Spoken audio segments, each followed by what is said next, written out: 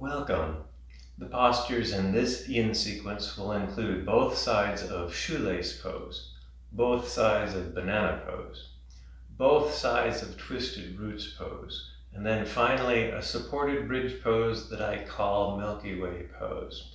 That will require some props, so if you have some yoga bolsters, or yoga blocks, or books, or a bolster, or get creative with pillows and blankets. I need some kind of prop to support your middle body to create the arch in Milky Way Pose. If you have a sandbag can be useful in Banana Pose, the full body lateral bend, to create just a little bit of extra traction in the hips. Otherwise, other props like blankets, pillows, anything soft and cushioning can also be useful, but you can use as many or as little props as you feel the need for in a yin practice. This theme for class will be an astronomical one. It will talk about a few of the most energetic events in the universe, type 1 and type 2 supernova, but particularly a supernova event that occurred about 1,000 years, became visible to people on Earth about 1,000 years ago, the supernova of 1054 AD.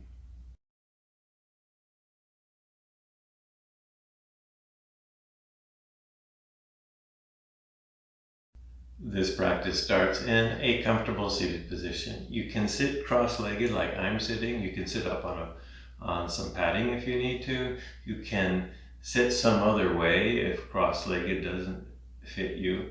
This is a time to arrive in your practice, and by arrival, that's one way of saying get in touch with the present moment. And you can do things like feel the temperature in the room, listen to the noises around you, notice with your sight what's around you, but maybe start to draw inward, because most of us come to a yoga practice to maybe touch base with our inner landscape, to observe and become more aware of the inner landscape. And so what we found generally in yoga is to first become aware of our breath, because that's something that's easy to draw one's internal attention to. This rhythmic cycling of inhales and exhales. And it doesn't have to be any particular profound breathing at the moment. It's just kind of your normal natural breath that you brought to practice. Maybe you had a hectic day and your breath is still kind of short and choppy and recovering from that hectic day. That's okay. Maybe cultivate some acceptance for that. It's like, oh, this is what my breath is doing. I understand why. And if it begins to quiet and lengthen, that's fine too. But the idea is to just take stock of the thoughts flowing through your brain, the general emotional state of your being, and if you want to, the little physical things, sensations that are going on. It's okay. It's all right. This is fundamentally what a yoga practice is to stop, use your senses to learn what you can about your own being here. And that can be a very fruitful yoga practice if that is all you ever do. If you are sitting cross-legged, notice how you're sitting. And maybe you sit that way all the time, so if this is the habitual way you cross your legs, maybe you recross them. So this is the way I habitually cross mine, so maybe I'll change it up and put the other one in front. And that might create all sorts of new subtle sensations. If that's happening to you, notice that. If it's painful, go back to the way you were sitting, but if it's just a little bit weird or awkward, maybe at the moment accept the weird and awkwardness and let that sink in. So in this yoga practice, there's a lot of exercises and a lot of poses that kind of draw attention and work on the side body. So while we're still centering here in this practice, as you deepen your breath, deepen your inhales and your exhales, become aware of your torso and how it moves and changes to accommodate the breath. we tend to be superficial forward type beings. So oftentimes we're just focused on the front of the torso, whatever we're doing. So take a moment as you breathe to maybe focus on the parts of your torso that you can't easily see. And maybe the easiest thing to do is to focus on the back side of your torso. Sensations and movements might be subtle there because we don't pay attention to it. So as you take a big breath in, see if you can notice the subtle movement of your back body to accommodate it. Might be much more subtle than what your front body does. But there's movement back there in the back body. And then, after maybe another breath, notice the subtle movement of the side torso as you breathe here. We'll do a little bit of a breathwork practice if you want to here. You can, after your next exhale, when you inhale, imagine some warm globes of energy just kind of moving up and massaging your side body as you inhale. So it goes up through the sides of your abdomen, the sides of your rib cage, all the way up, either to the top of your shoulders or even maybe up to the top of your head. And then as you exhale, move that subtle warm energy all the way down the sides, just to create some attention to the subtler side body. Because we often don't think about it in our lives of forward movement and backward movement, but there's a lot of stability and subtle motion that has to happen in the side bodies here. Now, you don't have to do what I'm doing with my fingers. This is just to point out that my attention, my awareness, every time I breathe, moves. And I can feel the very subtle motion. It's like fraction of a millimeter maybe compared to the big expansion in my front torso, but it's still there.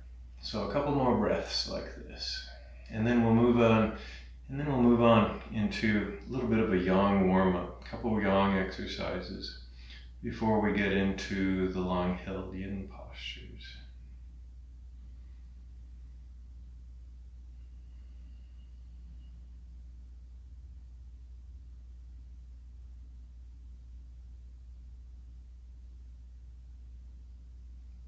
When you're ready, come out of your seated position and come on to the floor on hands and knees. Come on onto all fours. So a nice table pose. So create and generate some stability with your hands and your arms. Maybe they're underneath your shoulders, shoulder width apart. Maybe you have to move them around to make them feel more stable. Same with your knees and your shins and your feet. Maybe they have to move around.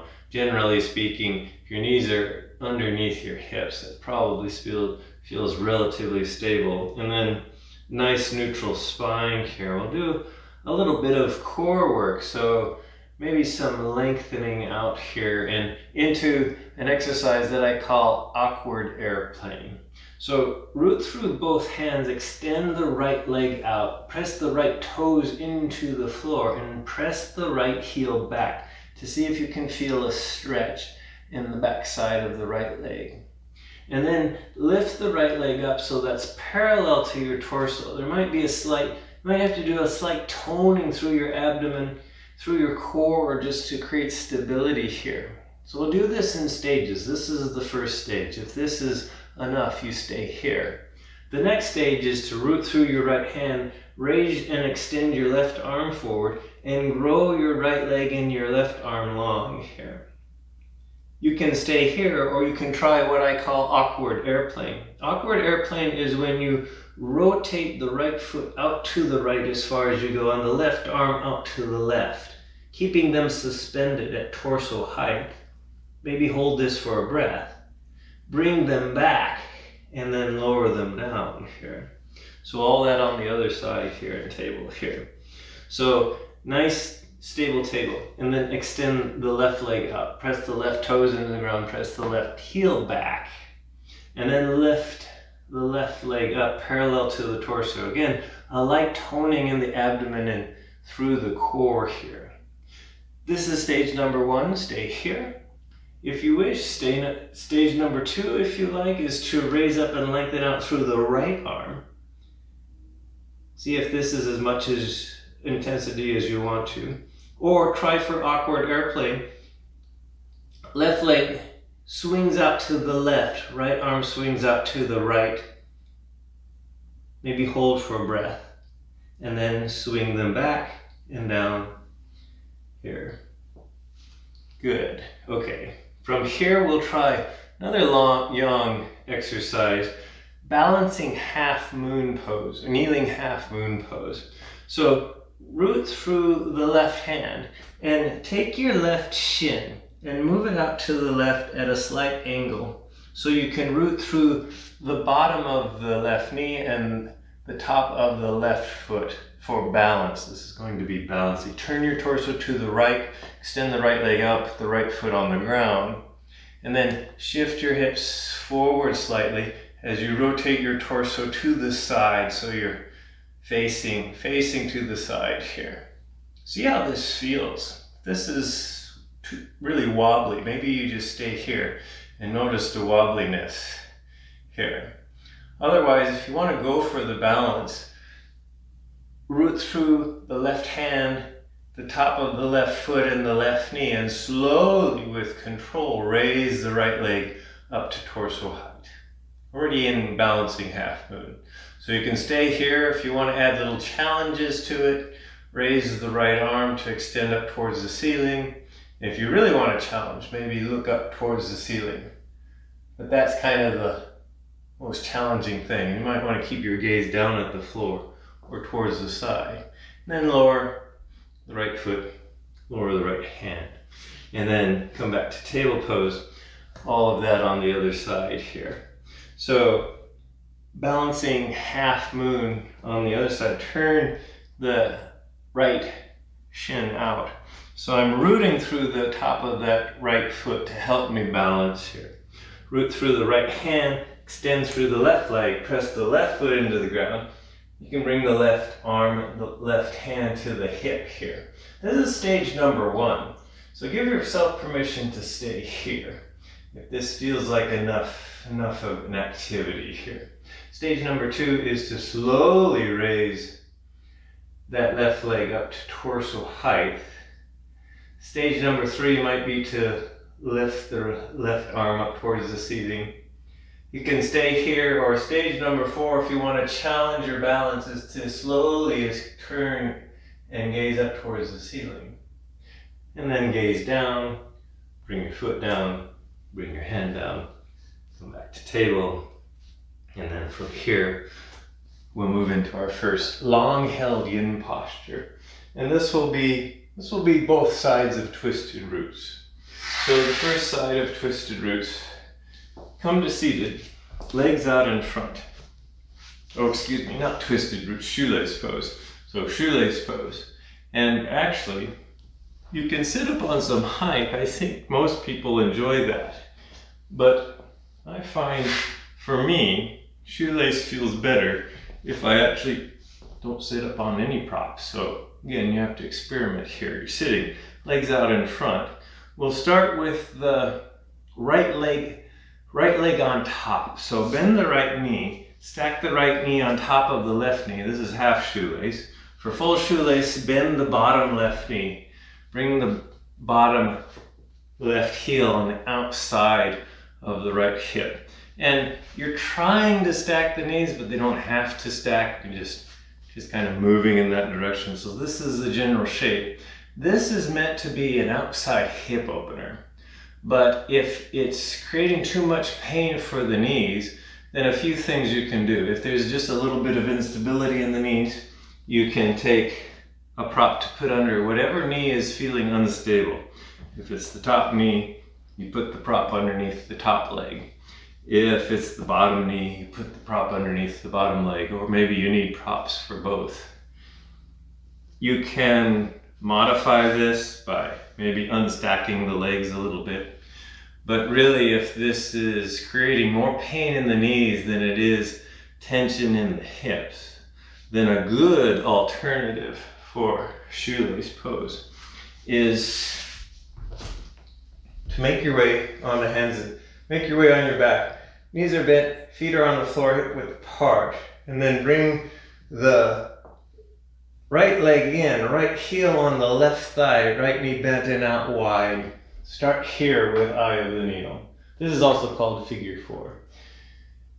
If this is enough, you stay here. Otherwise, you can bring the left leg in and just hold the left leg with your hands either behind the left thigh or in front of the left shin. And then you just pull things in until you find your stopping point. And this is part of finding your edge. So that's a nice alternative if this shoelace is just not working for your knees or maybe your ankles here. So we'll stay here. We'll stay here for a few minutes. Now you can just stay seated upright like this, or you can add a forward fold to this posture. So you basically just gently fold forward. Since this is yin, we're trying to soften muscle fiber. So relax the muscles in your torso. Let your spine round here until it stops. Now it might end up hanging in midair. You have to feel if this is part of finding your edge, the first principle of yin. If hanging in midair feels okay, then you can let everything hang in midair. If that's too unstable and creates pain, then take some soft props like blankets, bolsters, pillows, place them underneath your head and torso so that you can create some stability here. Maybe it creates too much pain in the knees to fold forward. One trick is to press your hands into the floor and shift your body weight back so that you get more intensity into the hips, since it is a hip opener. Now maybe we have enough intensity in the hips. We don't want any more. But the idea is we're not really trying to test the knees that much. Can test them a little bit where there's a tiny bit of dull sensation but nothing more, because again, we're trying to get in feel something in the hips, and for a lot of us we feel something in the outer hips, which is in the side body here. So we're about halfway through this posture, either shoelace or figure 4 or eye of the needle here. So all of this discussion about what you're feeling and how you should shift your body around, this is all part of the first principle of practice, and that's finding your edge. Your edge is a place where you find your own end of range of motion. You find your stopping point. And when you get there, you really do stop. You also feel things, so you're noticing. So you're using your sensations, your nervous system, and any other kind of sensory information to tell you it's like, this is where my body stops. I'm feeling traction, I'm feeling compression or maybe tension, I'm feeling resistance, I'm feeling pressure. Come up with what your word is for it, and it's like, this is okay. I don't go any farther, because that sensation might turn into injurious pain. And that's no longer my edge. That's no longer yoga practice. Now I'm just bent on injuring myself. And I don't know what that is. It's like self-jujitsu or something. Here. So back off if that's what you're experiencing. Come back to just noticing your inner landscape, where you may spend most of your day off the mat not noticing anything. It's just kind of, your body's just kind of there and unchanging until something breaks. Here in a physical yoga practice, you can experience what this feels like. So just 1 or 2 more breaths here.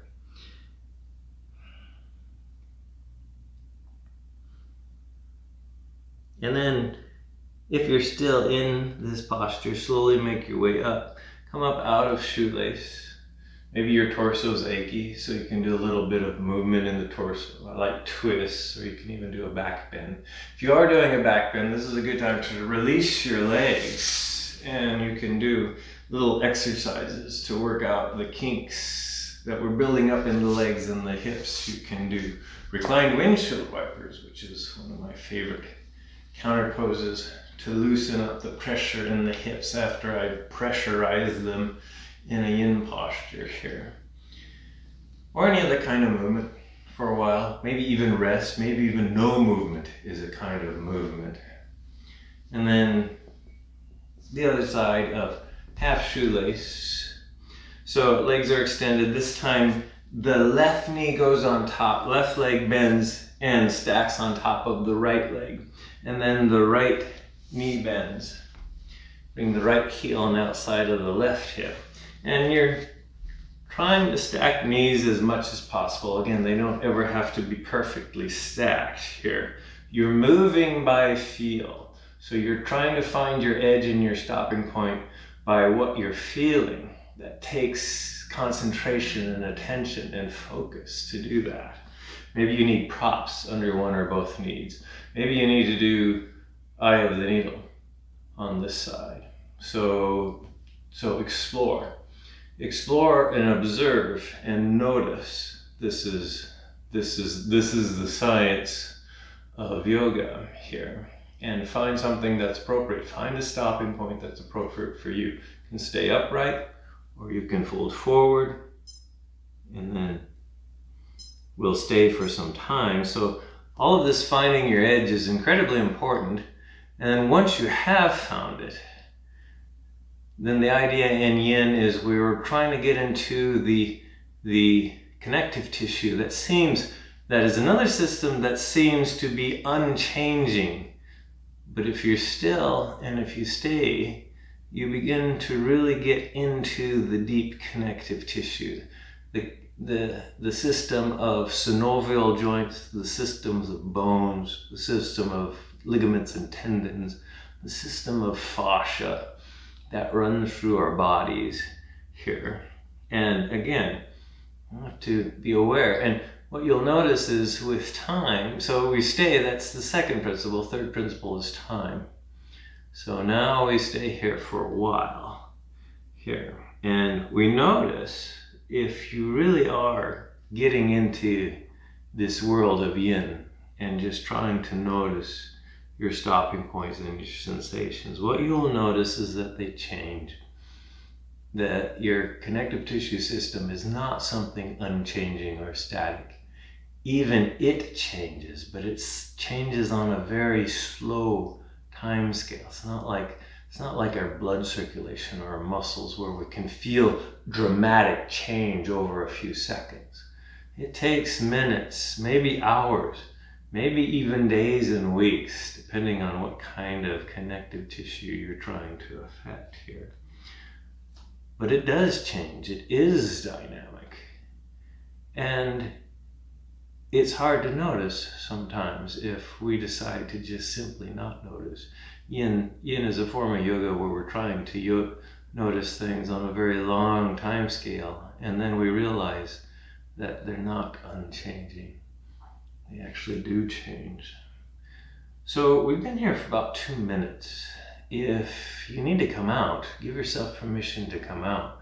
This is something that time is kind of the fourth dimension, fourth edge. And for some of us, sometimes 1 or 2 minutes is enough. So if you're thinking you've had enough, come out. Otherwise, we're here for another half a minute or so. Maybe get in touch with your sensations again. Do that little bit of observation here into your inner sky. I call it the inner sky sometimes, the inner landscape, the inner celestial being that you are. For a couple more breaths here.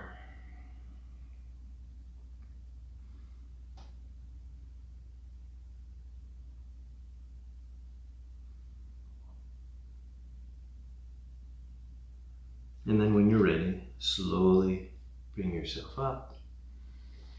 Hands come back, lean back. This makes it easier to release the legs. You can release the legs slowly. And again, little wiggling around to work out, get the blood flowing in the legs and the hips. Maybe point and flex the feet a few times. Or if you like the internal windshield wipers like I do, you can do a couple windshield wiper moves here. And then we'll move on. The next Yin posture will be banana pose. So this is where a sandbag might come in handy if you have a sandbag. If you don't have a sandbag, you can do banana pose without a sandbag here. This again cultivates some awareness into the side body, since this is a lateral bend. So you lie on the floor with legs extended out in front here. And then we're going to make a crescent moon or banana shape. If you have a sandbag, place the sandbag on your left hip, just to create a little bit of extra weight on that left hip to keep it down. So we're creating a side bend, so we kind of want to feel the sensations in the lengthened side. So in order to do that, when we're lying on the floor like this, we want to keep both hips fairly level and flat. We're not really interested in the left hip lifting. For a lot of us, it will lift a little bit, and that's okay. We're just using the sandbag to remind us that we're doing a lateral bend, not a forward bend here. And then start inching your extended legs over to the right as far as they go. They'll only go maybe a few inches or a few centimeters, and then they stop here. And then inch your torso over to the right as OL. Again, just a few inches or centimeters is all it's going to go probably for most of us. Meanwhile, trying to keep the hips flat. That's why the sandbag can be handy. But you don't have to have the sandbag. You can just imagine the sandbag there in banana pose. What I would recommend, if you can do this without pain, is cross your left leg over your right leg. And then extend your arms out overhead, clasp your left arm with your right hand, and kind of pull it up over your head and then over to create a little bit more stretch in the arm and the shoulder. But you're trying to feel all the points along your left side body that are kind of a little bit stretched. Maybe you don't feel anything in the shoulders. Maybe you feel something in the left leg or the left hip here. If it's nerve pinching up here in the shoulders, and maybe just release your arms here. Again, you have to kind of figure out what your own banana shape is. Once you've found it, we're going to stay for a few minutes here. So find your edge, soften your muscles, give yourself permission to stay for a while. We'll stay here for a few minutes, and if sensations go away, maybe wiggle yourself a little bit deeper into the pose. If the sensations are too much, give yourself permission to ease up out of the posture here. And don't forget to breathe and notice your breath.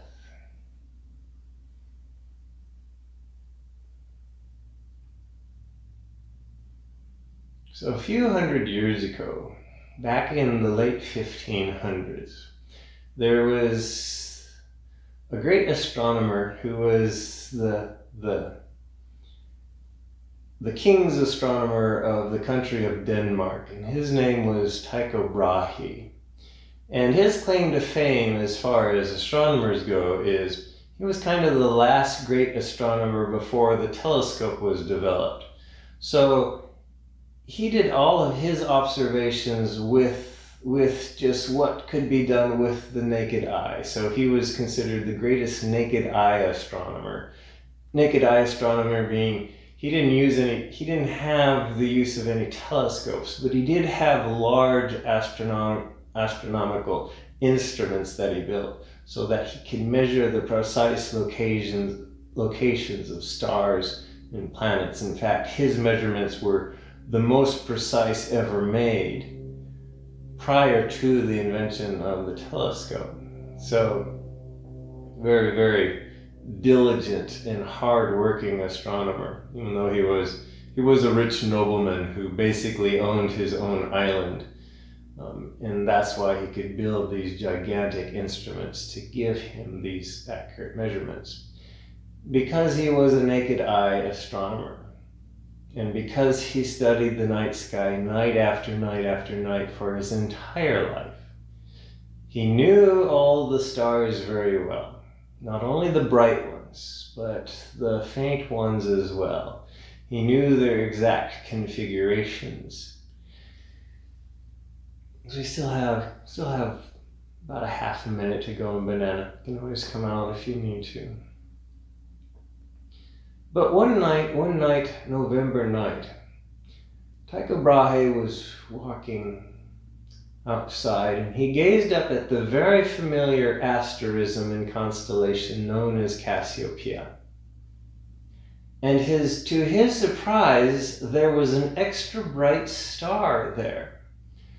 It shocked him, as it would anyone that lived during the time, because again, he knew the sky very well. There was definitely something there that wasn't there the night before. It was very bright, very obvious, and he had never seen it before. And this amazed Tycho, because he lived in a day and age, in the 1500s, it was in Europe, it was believed that the sky was the domain of heaven and of God. It was perfect. And anything that's perfect does not need to change. And so the philosophy is the realm of the heavens, the realm of the sky, of the stars, is perfect and unchanging. Well, for a star to just appear out of nowhere meant the sky had changed. And that was against all the theory of the time. And Tycho knew this. It started to bring about profound change in our ideas of the heavens and the night sky. So just one more breath here, if you're still in banana, and then slowly bring yourself back to center. And get back to center. If you're using a sandbag, you can take the sandbag off for a moment. Do a little resting or moving to work out the kinks in that side of banana. I myself prefer just bringing my knees into my chest and giving my knees a nice hug, maybe rocking them from side to side. A few moments, a few breaths to do other things that you would like to do. But I'll get set up for the other side of banana pose here. So if you're using the sandbag now goes on the opposite hip, the right hip. Legs are extended, and then you start inching your extended legs over to the left until they don't move anymore. Inch your torso over to the left to make this banana, this crescent moon shape. And then you can leave your legs uncrossed, or my challenge is see if you can cross your left heel over your right ankle here. If that doesn't work, then just leave them uncrossed here. And maybe experiment with extending your arms overhead here. And then just see how this feels. Again, trying to keep the hips flat. See how this feels on this side here. Find your version of banana pose. Settle here. And once you've found your breath, your inner sensations, you can maybe wonder what it would be like to gaze up into the night sky and see a very bright star that just wasn't there before. That would be astonishing. We know a lot more about what actually goes on in the sky nowadays, so maybe it's not that profound to us anymore, but it still would be quite a sight. In fact, that new star that Tycho Brahe was seeing is actually a cosmic explosion, one of the most brightest events in our galaxy. It technically is called a type 1 supernova. And a type 1 supernova is when a little star like a white dwarf starts eating material from a larger neighbor star. In fact, it takes on so much material that it eventually explodes. And when it explodes, the little white dwarf star completely obliterates itself. And that explosion is very energetic. You can see it for several thousand light years away. The approximate distance of the star that created that supernova. It's probably about 9,000 light years away. So it was so far away, you definitely couldn't see the progenitor star at all. It was, but the explosion you could definitely see. This explosion lasted, the brightness lasted for several months before it began fading away. And so it was a significant event because Tycho was one of those early Renaissance astronomers who started figuring out that the heavens, he was one of many astronomers realizing that the heavens were actually changing, and they were changing a lot. So this idea that they're not static was beginning to be disrupted and be dissolved by real things that were happening in the sky. You might find that about your own body in this yoga practice, and that things that you thought were static and unchanging actually over time and over practice actually do change, are dynamic here. Another minute or so here in banana, if that's okay. Maybe you have to readjust your edge here. So that was one type of new star. So in fact, the word nova actually means new. And that's what astronomers were seeing. Every once in a while, a new star would show up for a brief period of time and then disappear. Well, that's where these were these types of explosions here. It turned out there was another explosion that happened much, much farther back in history, instead of just 400 years ago. It happened almost 1,000 years ago. So there was another explosion, another supernova that happened in July. It actually happened several thousand years ago, but it was first observed on Earth on July 4th of 1054 AD. Now the interesting thing is there's very little record of it in European astronomical records. For whatever reason, European astronomers were just simply not interested in recording these events. But it was definitely recorded by Chinese astronomers, it was recorded by Japanese astronomers, and it was recorded by astronomers in Arabia at the time. So the other sky watchers of the world were definitely paying attention. And even there's some evidence that it was noticed in North America here. So just one more breath here. And then slowly bring yourself back to center. And then when you get back to center, if you're using the sandbag, we're done with the sandbag. So take the sandbag off to the side, do a little bit of wiggling, recalibrating, resting. This is the counter pose time to work out the kinks. That side of banana pose here. We're getting ready for the next yin posture, and we'll do a little bit of an exercise called resting eagle. So the next yin posture is twisted roots, but before we get into twisted roots, we'll start out with resting eagle. So you'll lay on your back. So twisted roots is a spinal twist. You'll start laying out on your back, knees bent, feet on the floor, and then you're going to make twisted root legs, sometimes known as eagle legs. So lift your left leg up, wrap your left leg around your right thigh, so that your left shin is on the outside of your right leg here. Some of you might be able to wrap your left foot around your shin. I can't do that, so this is as far as I go. So this is my twisted root legs. While we're here, you can do what I call resting eagle pose here. So this just helps stretch the shoulders out a little bit.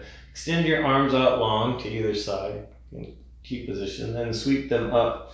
And then cross them over so that the left arm is on top of the right arm here. Bend at the elbows. Either clasp your shoulders or keep wrapping your forearms to see if you can catch your fingers.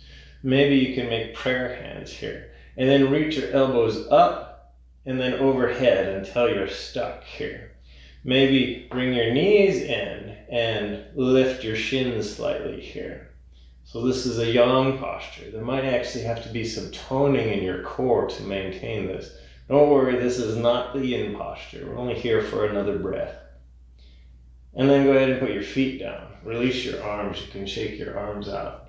And then we'll move into the twisted root. So we're going to lower the knees over to the right side. Maybe the hips need to shift to the left to make it easier to do this.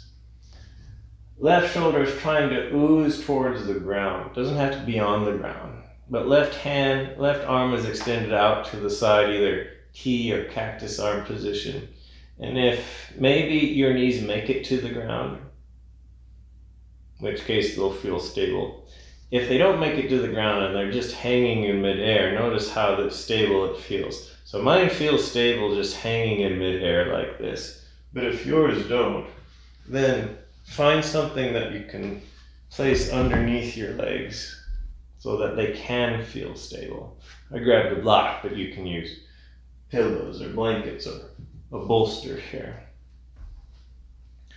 You can keep your left arm out here, or you can experiment. I like to experiment and raise my left arm up alongside my left ear here. Other things you can do is you can turn your head away from your knees to get a little bit of a twist in your neck. Or if that's too painful, then just keep your head neutral. And then we'll stay here a few minutes. If this is too painful, the twisted root legs, you can always just do the spinal twist with the legs parallel to each other. So just a reminder here of some modifications that you can make to your own posture here. Notice the sensations, notice the stopping points.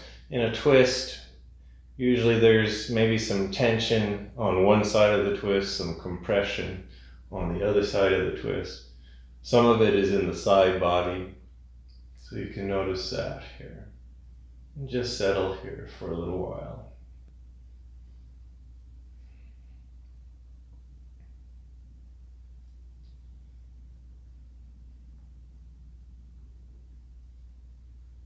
So in the constellation Taurus, which is one of the zodiacal constellations, and it's a constellation that's high in the sky during the winter months in the northern hemisphere. It's the summer months in the southern hemisphere.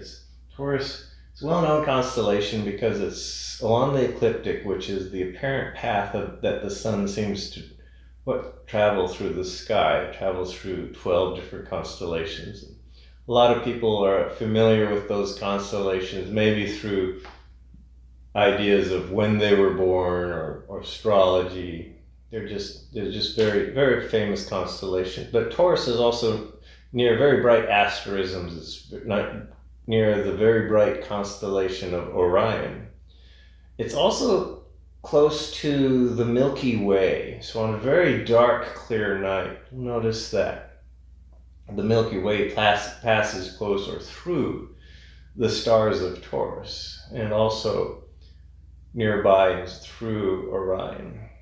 Well, it turns out that giant explosion that was witnessed in 1054 AD by Chinese astronomers happened in the Milky Way, plane of the Milky Way, and happened in the constellation Taurus.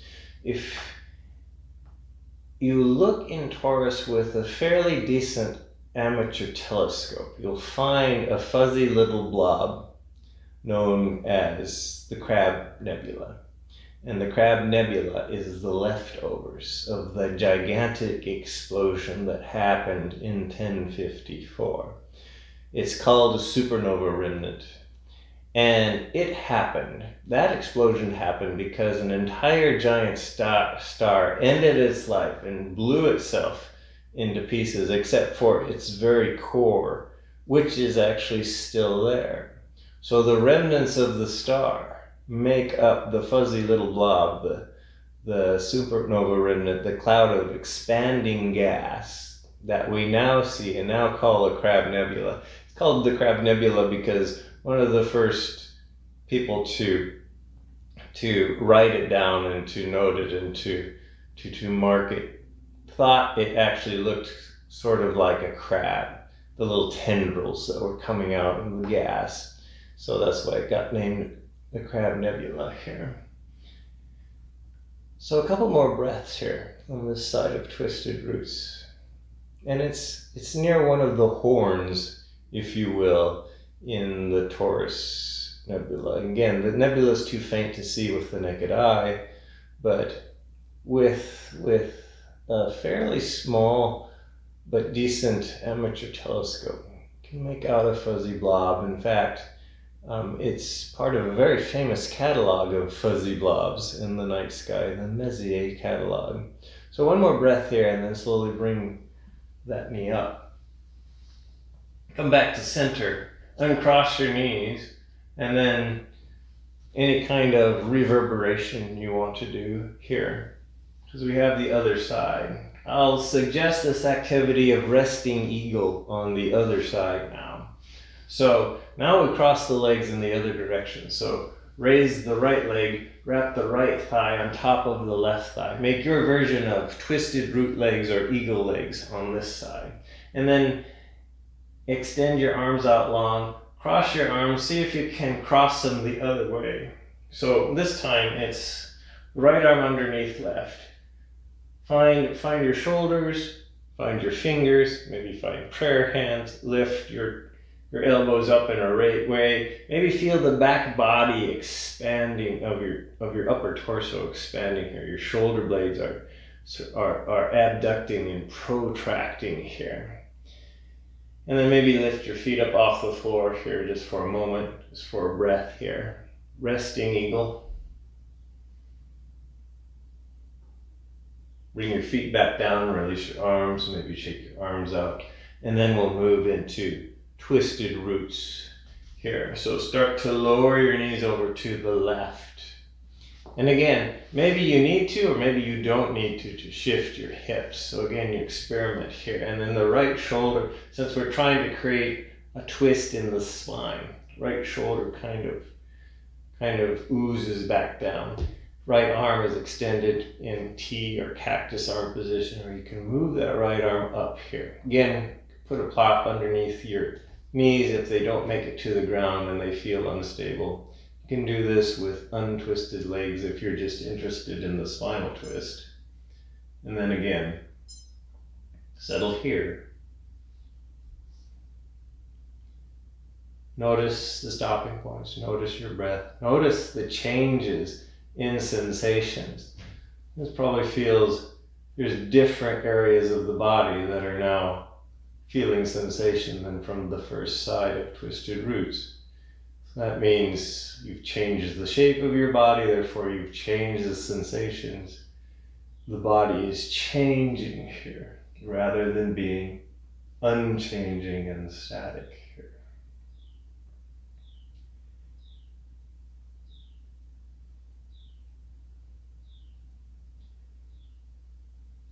So the Crab Nebula is if you look at it with a big telescope, so you can actually see it in color, it's this brilliant, dramatic, wispy cloud feature of the remnants of a giant star that ended its life about 6,000 to 7,000 years ago.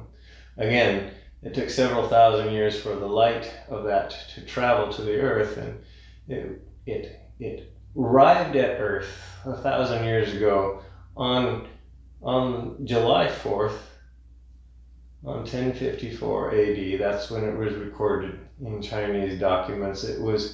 There's also evidence that it was recorded in North America, in an area of the world that the current location of which is in northwest New Mexico, at a site known as Chaco Canyon. And in Chaco Canyon was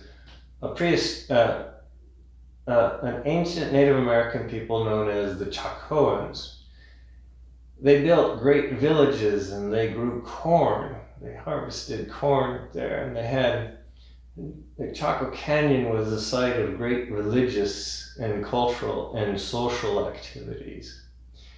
And they were sky watchers. These people knew the sky very well. In fact, they didn't have a written language. They had an oral language, so they didn't leave any written record behind of what they did and why they did it.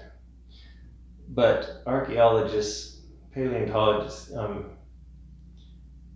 anthropologists, they study the site and they notice that there's so many things of these sites in Chaco Canyon that are aligned to celestial events, the movement of the sun, the movement of the moon, and recording also stars, maybe even the recording of Venus here. And so it was obvious that the movement of the skies were very important for these people and very important to their social structure. And they were around, they were kind of at their peak during around 1000 AD, around 1054.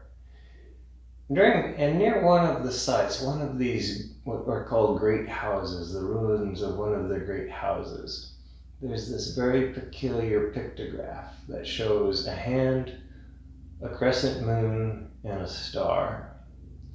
And this is very, very circumstantial evidence that they actually recorded the supernova that created the Crab Nebula in 1054.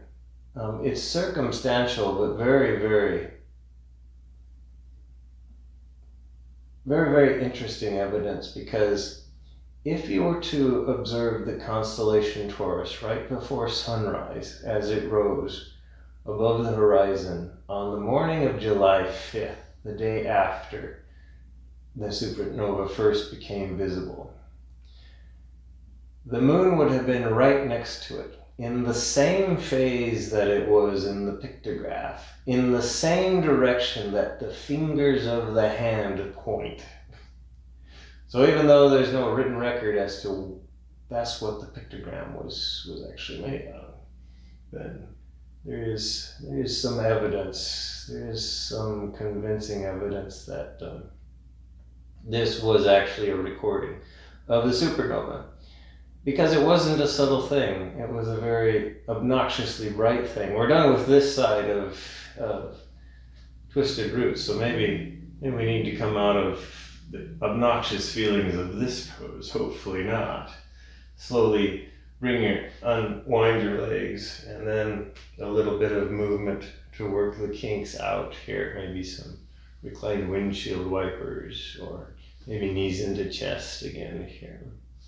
Roll over to one side, bring yourself up. We're getting ready for the last long-hilled yin posture known as, I call it Milky Way Pose, in honor of the fact that the supernova explosion of 1054 that produced the Crab Nebula was in the plane of the Milky Way galaxy. Again, this band of milky white light, and it creates this very graceful arc. So we're going to make a graceful arc in this supported bridge pose. So this is where you'll need a block or two, or some kind of support. So you'll lay on your back again. Knees are bent, feet are on the floor. Then you'll take your prop, use your shoulders and your feet to lift your hips up high enough so that you can place the block underneath the back of your sacrum, your pelvic bone here, in a place that feels nice and flat and stable. So if it's down too low, then it's kind of underneath your butt, and that's a little bit too low. If it's up too high, you can feel it kind of pinching your lumbar and your abdomen. So that place where it feels nice and stable so that it doesn't create pain here. And I've got two blocks in an inverted V shape. You might only have one. You can change the height depending on how much pressure you want to feel. If you want more dramatic bow shape, then higher setting of the block. If this is already too dramatic on the medium setting, you could put them on the low setting. You can use a bolster here. Now this might be enough. This might be your posture. You can try to slowly extend one leg out. See how that feels, changes. So you're noticing the change. other heel out, noticing the change here. Both legs can be extended if that's okay. If this is creating too much pain, then maybe keep the heels bent, or maybe move them forward enough to where you're maybe feeling a little bit of something. We used to call this pose Psoas stretch because it's getting into that internal hip flexor. It can be really tight on a lot of us. This is why when legs are extended, this can feel very dramatic here. So this is Milky Way. If this just doesn't work for you in any way, shape, or form, then the alternative to this is Sphynx Pose. For Sphynx Pose, you'll remove your prop, slowly make your way onto your belly, bring your elbows underneath your torso, shoulder width apart, legs are comfortably extended out behind you, relax your torso into a nice back bend here. Since Milky Way Pose, among other things, is a back bend, and then you can relax your head, keep it up, or rest it on a block here. So Sphynx is a good alternative if Milky Way is one of those postures that just doesn't fit your body. Otherwise, we'll stay here in Milky Way Pose for a few more minutes.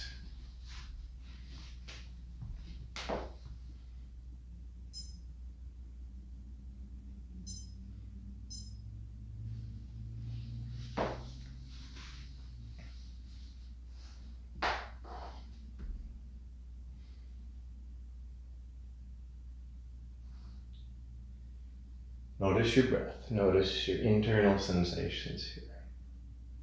It's like we notice things changing in the sky.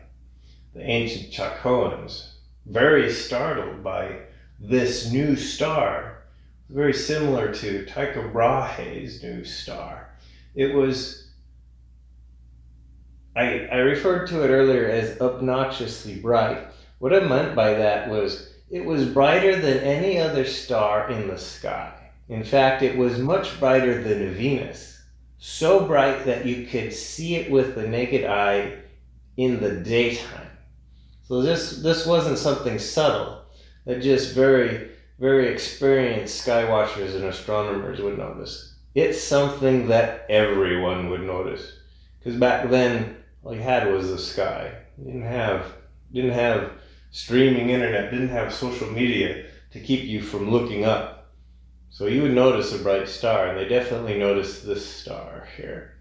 And we know it was this star, the explosion, that made the Crab Nebula, because modern astronomers who study the expansion of the Crab Nebula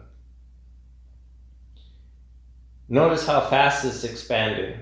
They can calculate its expansion rate, and then they can turn the clock backwards and figure out when it was started expanding, when it was just a compact star. And they can come up with a date for it. And the date is the exact date that the Chinese, the Japanese, the Arabs, and most likely the Chacoans recorded this bright star suddenly appearing. And in the Chaco culture, there's also indirect evidence that it had the same shocking resonance on the social culture of the Chacoans as it did in Renaissance astronomy in Europe. Instead of a predictable, perfect sky, it showed that the sky is dynamically changing in unpredictable and unknown ways. That shook the social structure of Europe because the social authorities had a lot of explaining to do if they were going to explain away why a perfect and unchanging sky would have changes in it.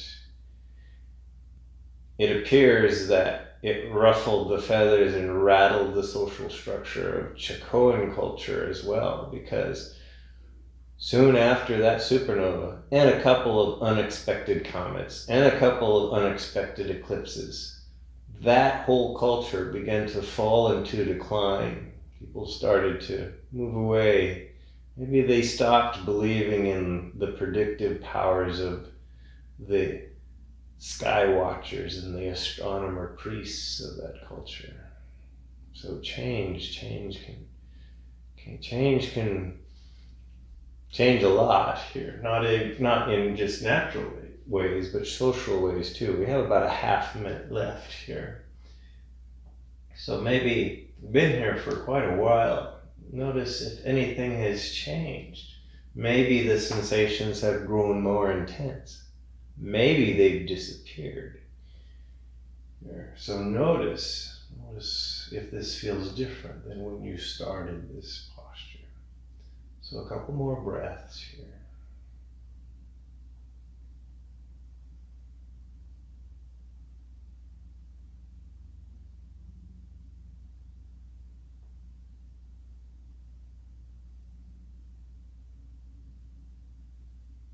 And then when you're ready to come out of this posture, if you are in Milky Way Pose, bend your knees gently, put your feet back on the floor about hip width apart. Root through your feet into the ground, root through your shoulders, and then engage your core, lift your torso up, hips up just enough so that you can remove your props. Whatever you were using for props, place them off to the side.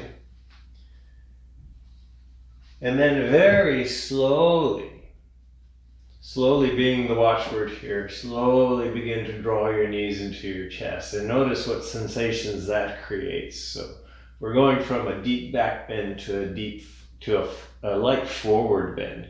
And it can feel pretty dramatic here. You can rock your knees back and forth. And then whatever else, other kinds of movements you'd like to make. That was the last yin posture. One integration posture before we move into rest here. So I'm going to suggest happy baby pose. So knees are in, maybe bring them out wide. Weave your hands in between on the insides of your legs. Find your shins, your ankles, or maybe you can reach the bottoms of the outsides of your feet.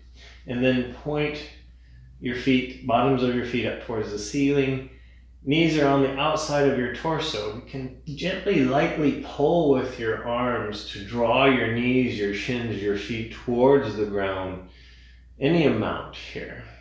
And then you can just stay here in stillness, or maybe you like to gently rock from side to side. Just a couple more breaths here. And then release. We're coming into our final restorative resting posture here. If you would like to do some other movements to create more balance and to work out more kinks and to reverberate, do those now in your own little free form yoga practice here. And then make your way into your position for final rest. It could be a traditional shavasana position like this, where you're just lying on your back, arms and legs extended, a little bit away from the body. Or I'm going to suggest a gentle hip opener, just reclined butterfly pose. So you'll bend your knees, put the bottoms of your feet together, lower your knees out to either side. And if you need a little bit of stability underneath a knee or two, then maybe take a prop so that there's not too much strain in the inner thighs here. This is meant to be more restorative than yin. So if this is too dramatic, maybe try something else, or just stabilize the knees here with the prop here. Or maybe legs up the wall, maybe seated meditation. Whatever you need here to spend a few moments to just notice, become acquainted with your internal landscape here. And maybe you can soften it.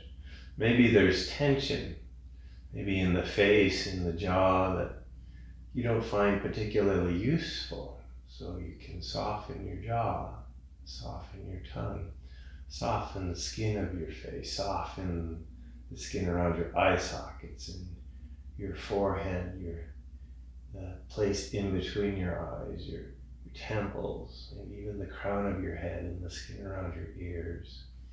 And all of that be soft and soften down through your neck and your collarbones, your upper torso, your shoulder blades, hands, arms, fingers, all soft. relax down through your torso and see if you can notice the side of your torso. So the sides of your rib cage, the sides of your waist. Allow them to be soft.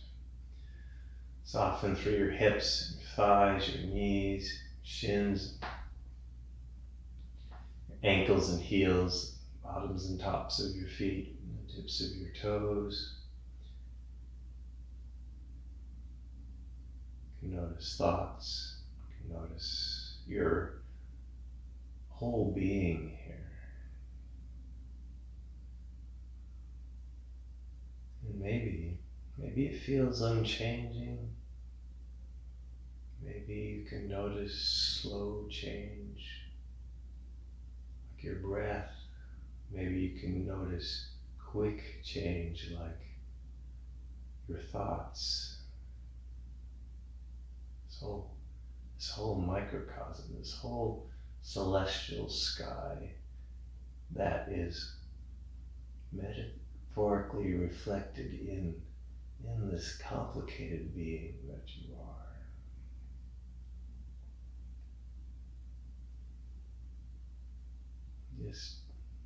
Just observe. Be curious, like an astronomer. Be curious about your inner landscape, the dynamic changes, the dynamic events that happen within your own being.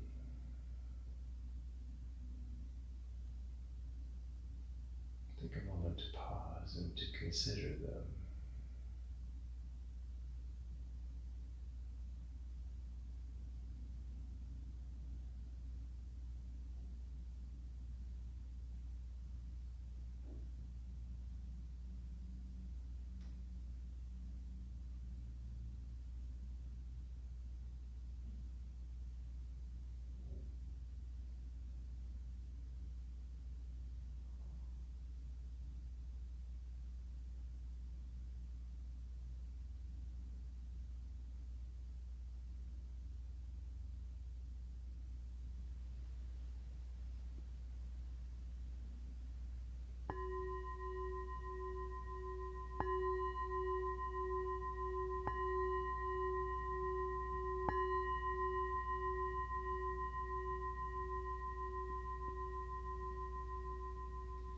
Begin to deepen your breath.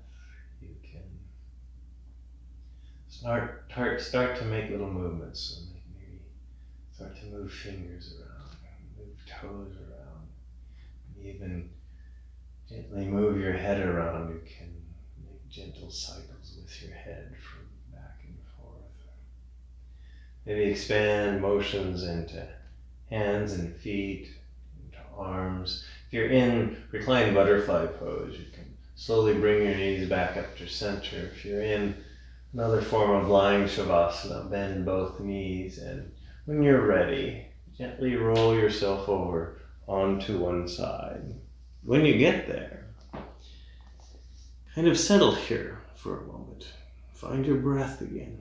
Cultivate a deep sense of gratitude for your practice, a deep sense of gratitude for you, your unique manifestation in this universe. The universe is ecstatically joyful that you are here.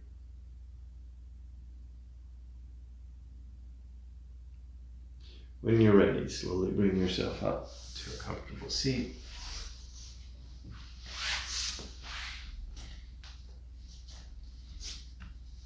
Once you're there, bring your hands together in front of your heart. I'll end practice with an Om.